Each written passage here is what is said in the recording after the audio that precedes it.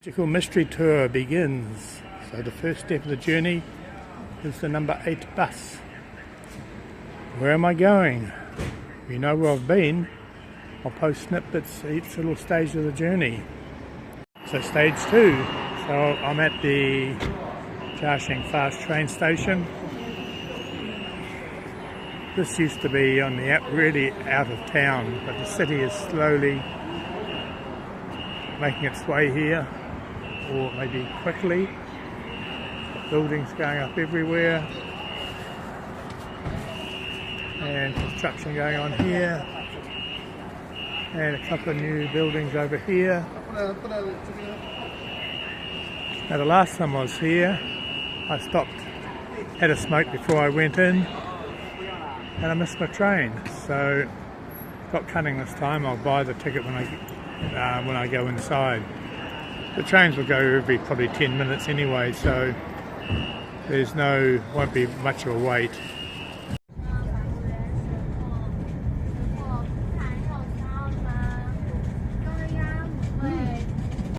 3. So I'm in Hongqiao station.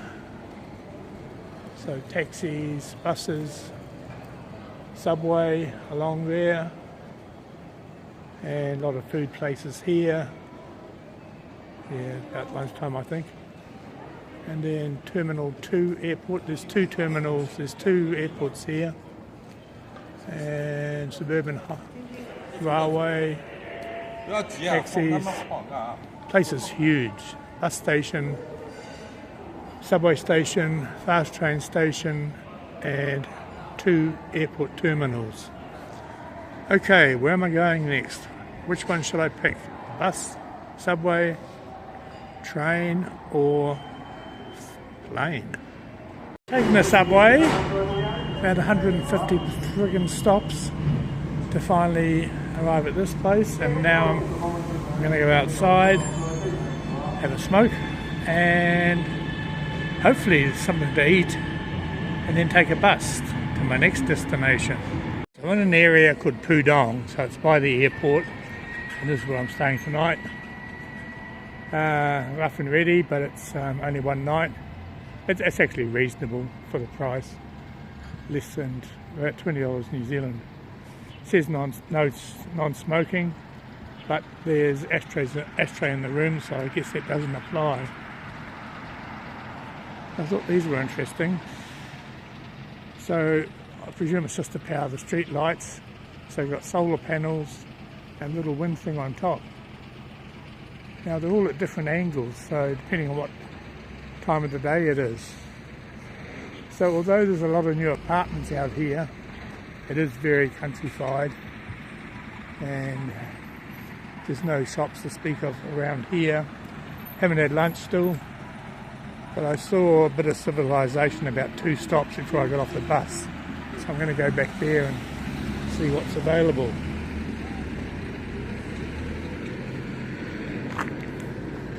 When I talk countrified, I mean there's litter everywhere.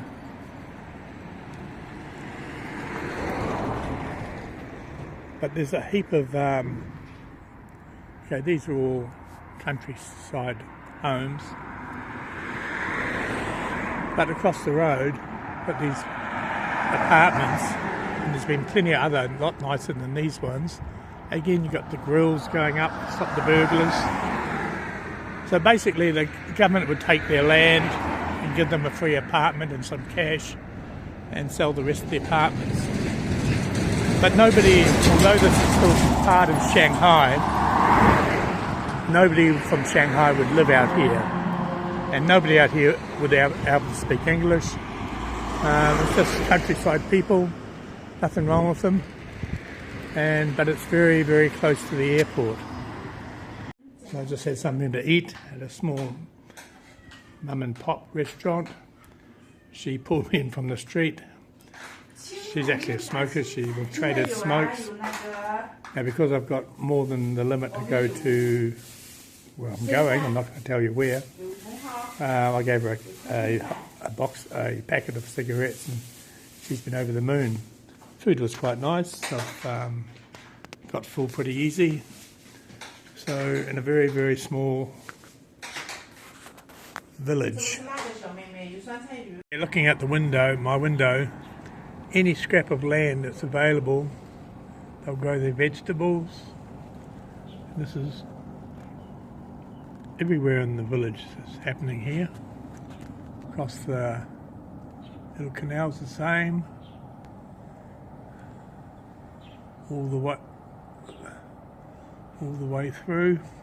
And no, I'm not in prison again. And a stack load of greenhouses as far as we can see.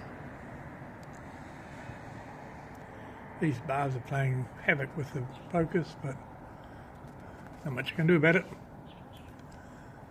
And some apartments in the background. Well, it's a chilly old morning in Shanghai, 5:30, and just outside the hotel, waiting for a pickup to the airport. And the city's slowly coming to life. Well, this part of the city. I imagine right in Shanghai it'd be quite lively downtown. Well, it's a cold old morning here in Shanghai, and left all my heavy jackets back in Jiaxing because the surplus luggage coming to the Philippines. So just got my pickup at the hotel, probably a 10-minute ride to the airport, and then on my way to Hong Kong. So I'm at Pudong Airport now. It's about 6:30 in the morning. So I'm not sure what these buildings are. Hotel. It's Terminal 1 over there, and it's just a replica of Terminal 2, which is where I'm at. Terminal 1 is mostly for domestic flights, and Terminal 2 is domestic and international. So there's two main airports in Shanghai. The one I covered before, Hongqiao, and Pudong. This is Pudong, and it's just been chaotic. The cars, unbelievable how busy it is. And inside there's probably 20 to 30 different aisles you have to find your airline. Luckily mine was just inside my door, so I've got my ticket and on my way to where? Well, I've landed in Hong Kong. Now have a look at this. Gates 10 to 530. I think it's a little busy airport. So I was lucky enough to be selected to join the VIP lounge. So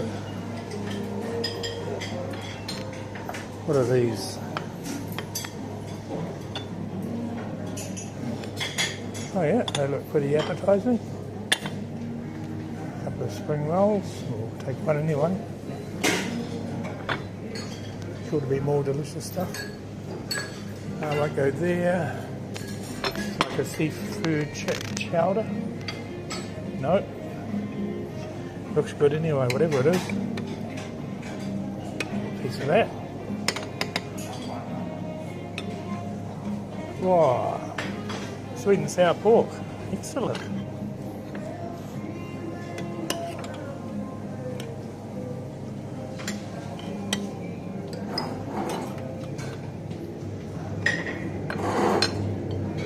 Not sure what that is, but I've got enough for now anyway.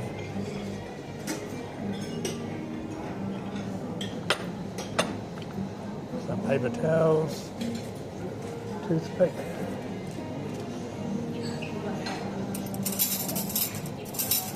Knife and fork. And we won't worry about too much else over there for now.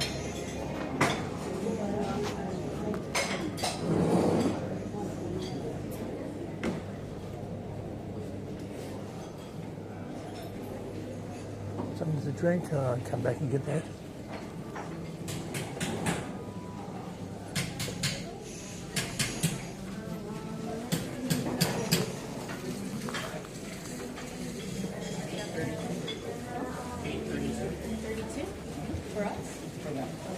This is Cathay Pacific, the hospitality lounge. We were impressed with the flight over with them. It actually had metal knives and forks and spoons. Delicious meal. Just a little more professional. So this is my little perch. This is my view for the next hour or two. Over and out. Well, at least Hong Kong is civilised. Be able to bring lighters on the plane. And this is a smoking area in the middle of the Hong Kong airport. Most popular place in the airport. More popular than the gift shops. So, leaving Hong Kong on the last leg of the mystery tour. Where am I going?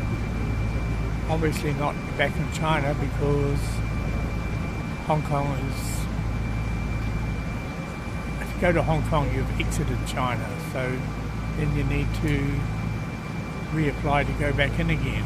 New Zealanders do get a month free back in China, and yes, I will be going back there, but yeah, off on a little trip somewhere, or a big trip, who knows. So I've arrived. I'm at one of these towers.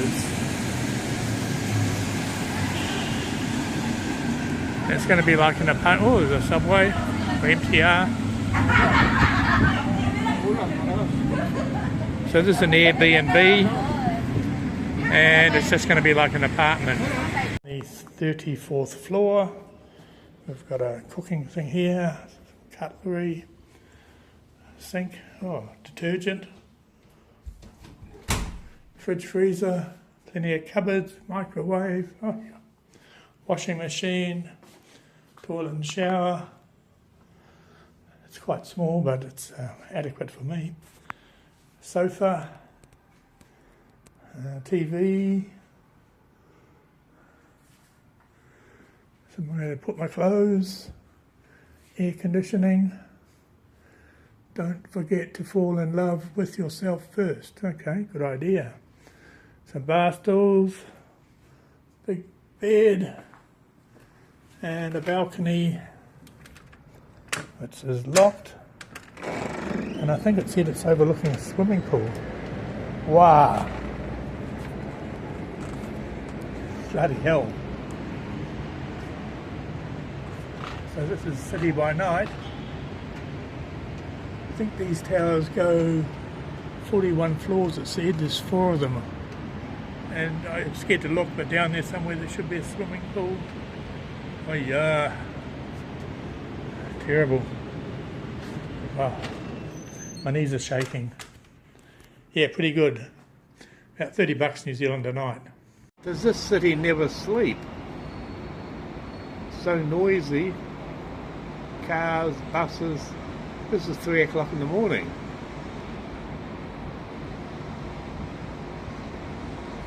It's all go.